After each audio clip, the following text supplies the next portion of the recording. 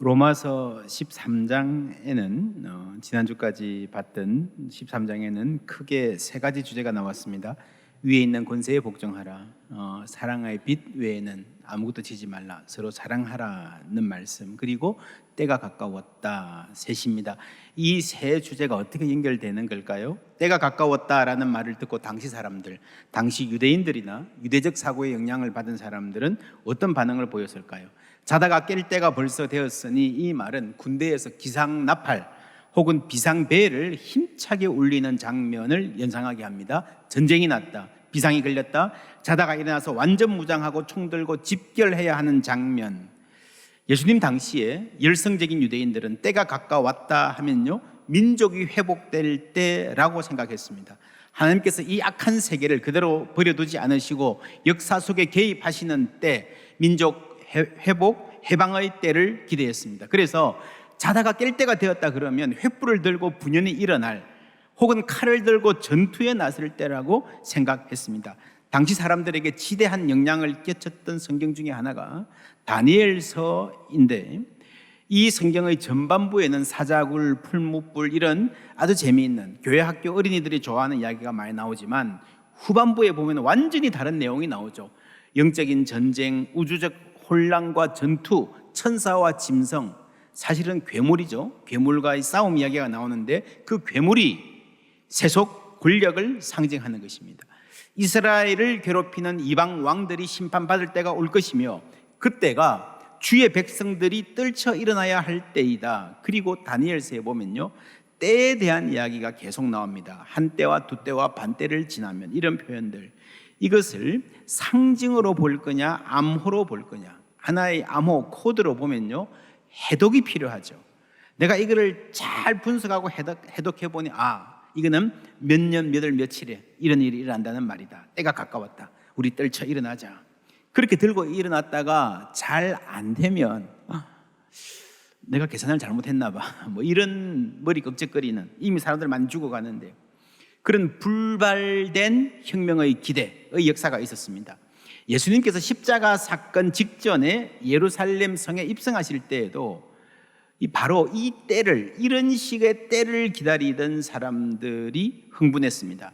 이때 칼을 들고 일어나려고 했던 사람들이 있었습니다. 그리고 실제로 주후 66년에 바울이 로마에서 순교를 당한 지 수년 후에 유대에서는 반로마 봉기가 일어나서 큰 전쟁으로 비화되었습니다. 혁명을 향하는 이런 기운이 당시에 팽배했던 것을 감안하면, 바울이 때가 가까웠다라고 쓰면서 그 전에 위에 있는 권세들에게 복종하라 하는 말을 했던 것이 이해가 됩니다. 하나님께서 역사에 개입하시는 때가 되기는 했는데, 여러분들이 생각하던 그런 식의 혁명의 때가 아니라, 우리가 주님 말씀 듣고 사랑으로 살고 인내해야 할 때, 단정하고 반듯하게 살면서 이 어두운 세상에서 빛과 소금으로 시험과 환난 가운데에 우리를 빚어가시던 하나님의 손길에 순종해야 할 때라는 말을 바울이 하고 있는 것입니다. 그리고 로마서 14장 15절에 보면, 15장에 보면은 어찌 보면 아주 사소한 문제, 어떤 음식을 먹을 것인가 안 먹을 것인가에 대한 견해 차이를 다루고 있습니다. 2절 3절 함께 읽습니다. 어떤 사람은 모든 것을 먹을 만한 믿음이 있고, 믿음이 연약한 자는 채소만 먹느니라. 먹는 자는 먹지 않는 자를 업신여기지 말고, 먹지 않는 자는 먹는 자를 비판하지 말라. 이는 하나님이 그를 받으셨음이라. 이게 왜 문제가 되었을까요? 지난주에 주를 향하여 이 소망을 가진 자마다 자신을 깨끗하게 한다고 했습니다. 여러분, 깨끗하게 사는 게 뭘까요? 뭐가 깨끗하게 사는 것일 겁니까? 사람마다 강조점과 이해가 다를 수 있어요. 다니엘서에는 이런 말이 나왔습니다. 함께 읽습니다. 다니엘은 뜻을 정하여 왕의 음식과 그가 마시는 포도주로 자기를 더럽히지 아니하리라 하고, 자기를 더럽히지 아니하도록 환관장에게 구하니, 하나님이 다니엘로 하여금 환관장에게 은혜와 긍휼을 얻게 하신지라. 여러분, 모세의 율법에서 금지한 음식을 먹지 않기 위해서 목숨을 거는 다니엘, 여러분, 이것이 다니엘서 1장에 나옵니다. 대단히 중요하게 강조되어 있는, 바벨론 포로 시기를 살던 혹은 이방 세계에서 디아스포라로 살던 사람들에게 아주 강조되어 있는 신앙의 모범입니다.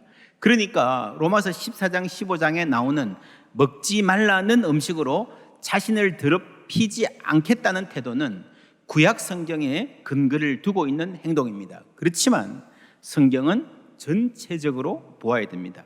마가복음에 보면요, 예수님 말씀입니다. 무엇이든지 밖에서 사람에게로 들어가는 것은 능히 사람을 더럽게 하지 못하고, 뭐가 더럽게 해요?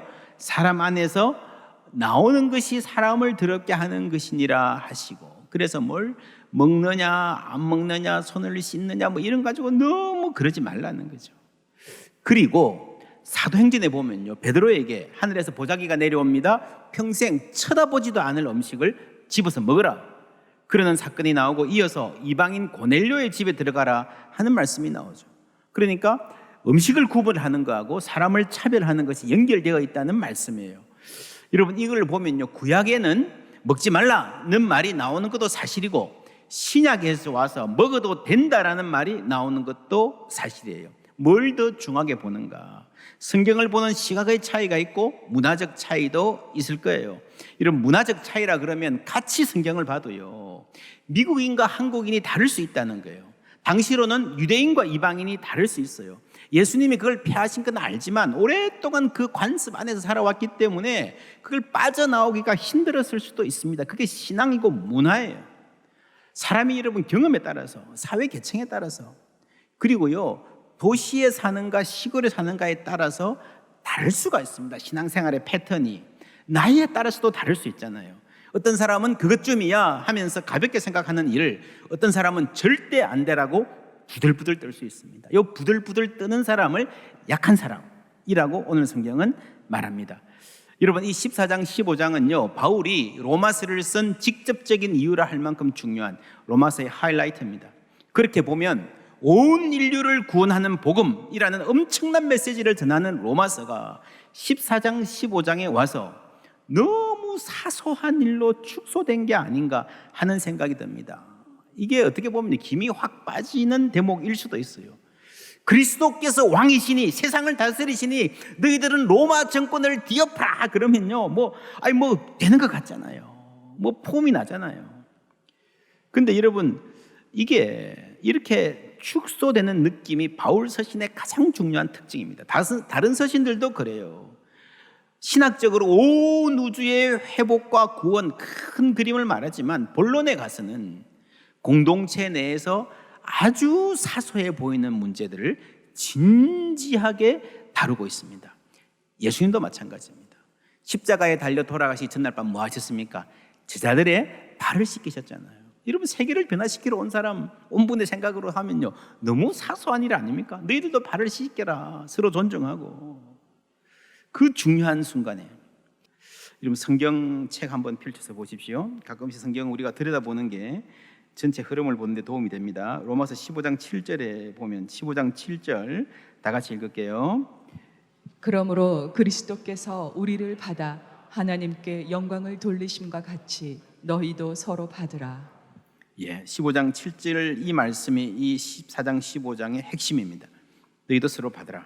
이 말씀에서 받아라는 말이 나오는데, 이 받으라라는 말이 무슨 말인지 14장 1절에 믿음이 연약한 자를 너희가 받되 하잖아요. 받되.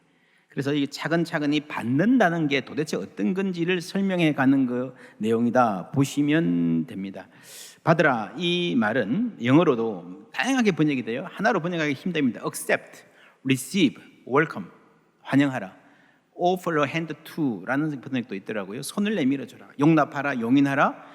그냥 입회를 허용하라는 말일 수도 있고, 교회에 와 있는 거 그냥 내비둬, 혹은 좀 더 나아가서 품어주라는 말일 수도 있습니다. 근데 이 받는다라는 말의 반대는 뭘까? 먹는 자는 먹지 않는 자를 뭐 하지 말고? 업신여기지 말고. 이 받는 것의 반대는 업신여기는 거예요. 또 먹지 않는 자는 먹는 자를 뭐 하지 말라? 비판하지 말라. 그러니까 업신여기고 비판하는 게 받는 것의 반대예요. 왜 그런가 하면 이는 하나님이 그를 받으셨음이라. 하나님이 그 사람을 용납했다면, 환영하셨다면 우리도 당연히 용납해야 된다는 말이에요. 이런 우리가 비판하고 업신여기는 것은요, 저 사람 틀렸다라고 생각하기 때문입니다. 오늘 말씀은 우리가 누군가의 행동을 틀렸다라고 말하고 싶을 때에 그 전에 생각해 보아야 할 것이 무엇인지 선명하게 제시합니다. 첫째로, 그것이 그렇게 중요한 문제인가? 고린도전서 8장 8절 함께 읽습니다. 음식은 우리를 하나님 앞에 내세우지 못하나니 우리가 먹지 않는다고 해서 더 못 사는 것도 아니고 먹는다고 해서 더 잘 사는 것도 아니니라. 이런 뭘 먹고 안 먹고, 음식 규례를 지키고 안 지키고는 그렇게 중요한 문제는 아니라는 거예요. 이럴 수도 있고 저럴 수도 있는 문제를 가지고 막 뭐가 큰 게 달린 것처럼 그러지 말라는 거죠. 특별히 나는 이렇게 산다, 나는 이런 거 안 먹고 엄격하게 지킨다라고 자신을 내세우거나, 나는 이런 거 그냥 가볍게 여기는 저런 촌스러운 사람 같지 않고 자유롭게 사는 아주 멋진 그리스도인이야 라고 자신을 내세우지 말라는 거예요. 저는 미국에 있으면서 미국 교회들, 한국 교회, 이민 교회들 아주 많은 교회 가서 예배도 드려보고 탐방도 하고 내적으로 어떻게 사역하는지 자세히 들여다보고 할 기회가 많이 있었습니다. 미국에 있는 한국 교회, 이민 교회 중에서 아주 존경받는 한 교회, 한국에서도 막 견학하러 많이 가는 그런 교회에 가서 내부 사정을 자세히 들어볼 기회가 있었는데, 그 교회 당회에서는요, 가장 많이 하는 말이 뭔가 하면, 죽고 사는 일 아니면 그냥 합시다. 여러분, 교회들이 주로 싸우는 문제 보면요, 그렇게 중요한 일이 아니에요. 여러분, 오히려 개교회는 편한 교회가 많은데, 교회가 모이면 노회라 그러고 총회라는 데가 있는데, 전국에 노회나 총회 가보면요, 정말 이 자꾸 하나 가지고요, 얼마나 따지는지 머리가 아파요. 이 보고를 먼저 할 거냐, 저 결정을 먼저 할 거냐, 그 사소한 해석의 차이, 이럴 수도 있고 저럴 수 있는 거 가지고요, 막 얼굴 붉히고 따지고 상처 주고받고 그러는지. 여러분, 실제로 모든 부분을 그렇게 엄정하게 완벽하게 하는 거 아니고요, 평소에는 더한 것도 대충 넘어가다가 한번 관심이 쏠리면 그거 가지고 몇 시간씩 끌어요. 죽고 사는 일 아니면 그냥 합시다 하는 그 교회가 대충 하는 교회 아니에요. 정말 중요한 사역은, 전도하고 영혼 구원하고 선교하고 양육하는 사역은 철저하게 하는 교회예요. 중요한 일을 제대로 하기 위해서 덜 중요한 일에 신경 곤두세우고 힘 빼지 말자는 겁니다. 그래서 여러분, 너무 우리의 삶이 교회나 가정이나 경직되는 건 좋지 않습니다. 하나님의 복음은요, 모든 것을 상대화시키는 능력입니다. 로마 황제를 당시에는 절대 권력이라 그랬지만 절대 권력 아니에요. 하나님만이 절대 권력인 줄 믿습니다. 그러니까 로마 황제도 우리가 존중은 하지만 하나님 밑에 있는 것을 아는 거예요. 그러니까 로마 황제의 권력 앞에서 벌벌 떨지 않습니다. 바로 그 사람이 나보다 훨씬 못하고 약한 사람도요, 짓밟지 않는 거예요. 황제 앞에서도 당당하고요, 연약한 사람도 존중하는 사람이 된다는 겁니다. 모든 것을 상대화시켜요. 돈의 힘 무시할 수 없습니다. 그러니까 돈의 힘도 절대 권력이 아니에요. 한계가 분명히 있습니다.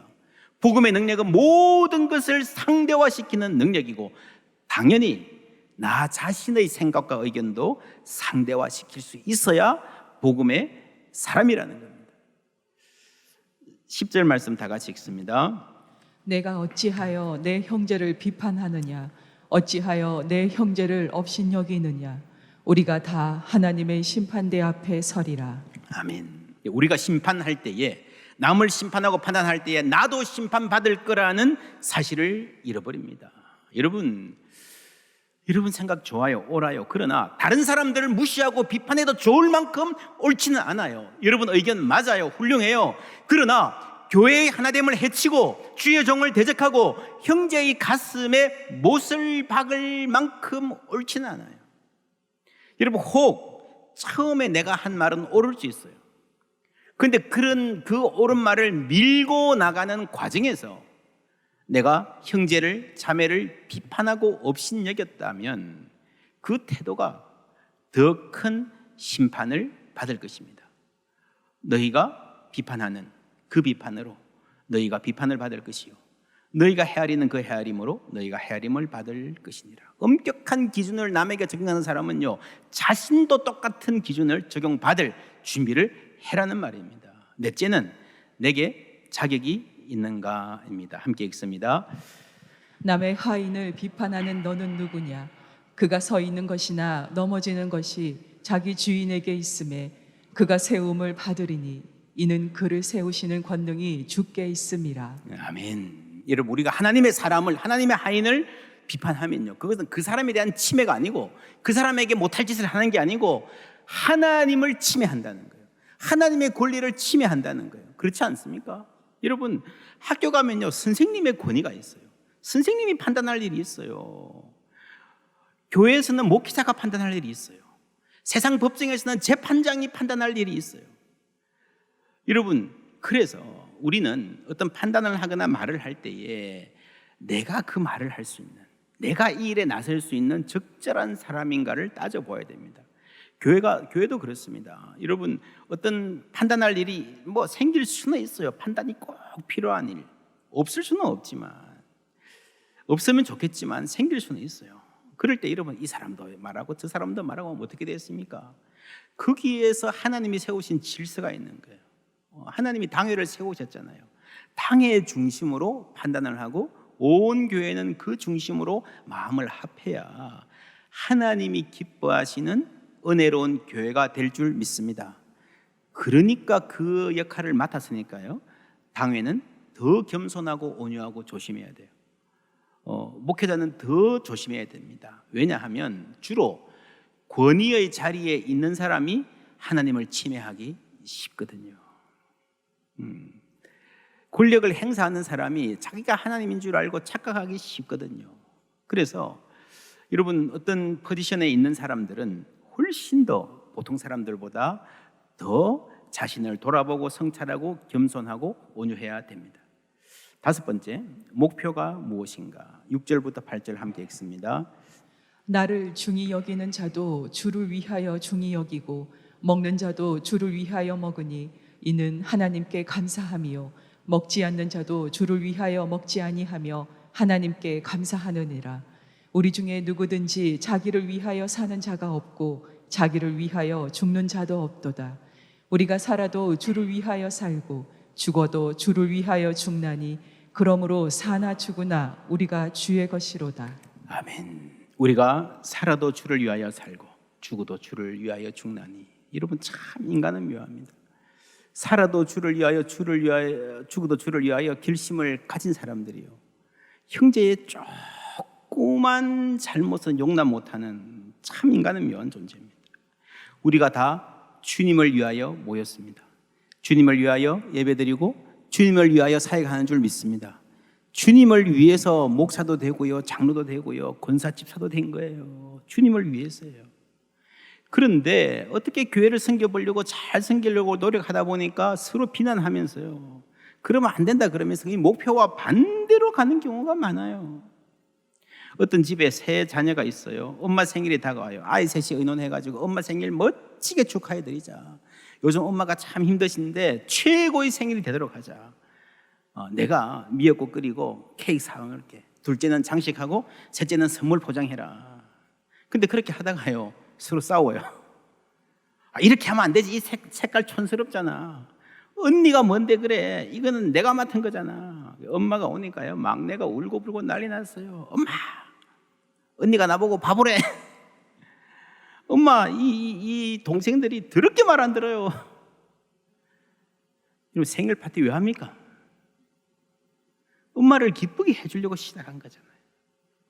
그런데 실제로는 그 과정에서 여러분, 오늘날 얼마나 많은 교회들이 이런 모양에 있는지 모릅니다.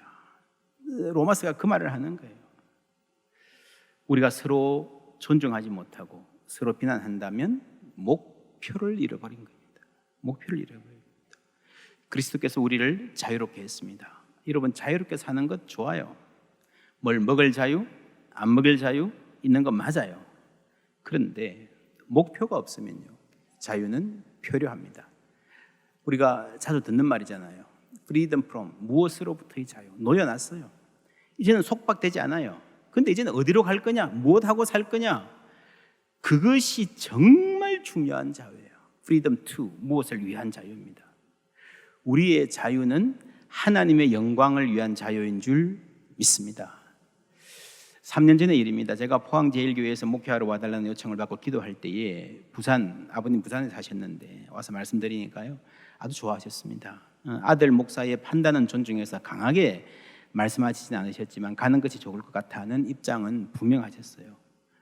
그러면서 하시는 말씀이, 목회를 하면 지금 같은 자유는 없을 것이다 그러시는 거예요. 학교에 있으면 일단 몸이 자유롭잖아요, 그죠? 자신이 쓸 수 있는 시간들이 많기 때문에 교수하면서 저는 뭐 전국에 집회도 많이 다니고 해외 뭐 집회와 선교 자유롭게 다녔어요.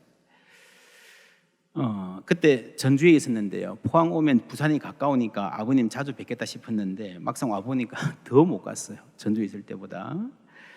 그래도 뭐 저희 아버님은 살아계실 때 아들 설교를 매주 들을 수 있는 것으로 참 기뻐하고 좋아하셨습니다.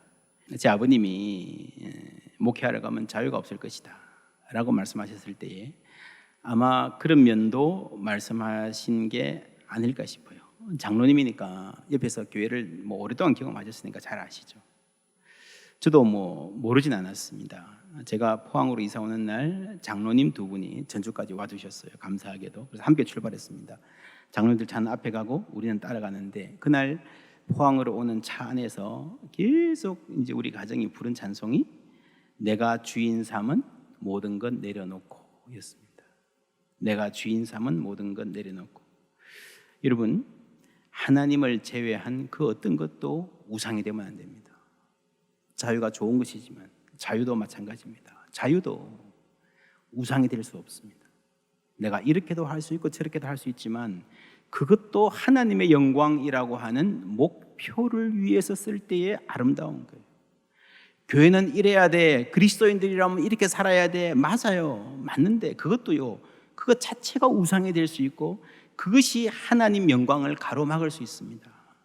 그럴 때에 우리는 그것도 내려놓아야 할 줄 믿습니다. 말씀 정리합니다. 누군가 틀렸다라고 말하고 싶을 때 생각해야 되는 것 5개. 첫째, 그렇게 중요한 문제인가? 두 번째, 맞고 틀리는 일인가? 아니 그냥 다를 수 있는 일인가? 셋째, 내가 틀릴 가능성은 없는가 생각해 봐야 됩니다. 여러분, 우리는 때로 어떤 일에 너무 확신을 가져요. 확신이 있어야 될 일에 확신을 못 갖고요, 엉뚱한 일에 너무 강하게 확신을 가져요. 그 확신이 우리를 죄짓게 할 수 있습니다. 내게 자격이 있는가? 내가 이거 말할, 이 문제를 제기할, 내가 이렇게 판단할 맞는 사람인가? 5번째, 목표가 무엇인가? 잊지 마십시오. 우리 중에 누구든지 자기를 위하여 죽는 자도 없고 자기를 위하여 사는 자도 없도다. 우리 모두 주님을 위해 살고 주님을 위해 죽는 사람들입니다. 주님을 위해 먹고 마시고 주님을 위해서 열심히 뭔가를 노력하기도 하고요, 포기하기도 하고 내 자유를 양보하기도 하고요, 그러는 겁니다. 그런데 주님을 위해서 내가 내 것을 포기하는 줄 알았는데 지나놓고 보니까 그것이 정말 나를 위해 주신 아름다운 선물이더라. 할렐루야. 모든 것이 합력하여 선을 이루게 하신 하나님의 역사입니다. 나를 그렇게 힘들게 하던 그 길이 바로 지나놓고 보니까 나를 위해 가장 좋은 길이더라. 저도 지금 이 목회의 자리로 포항제일교회로 불러주신 하나님께 감사하면서 행복하게 목회하고 있습니다. 여러분, 내가 내 것을 내려놓고 주님을 위해 살면 내가 나를 위해 살 때 몰랐던 기쁨, 더 깊은 평안, 세상이 줄 수 없는 영광, 진정한 자유로 우리에게 인도해 주실 줄 믿습니다.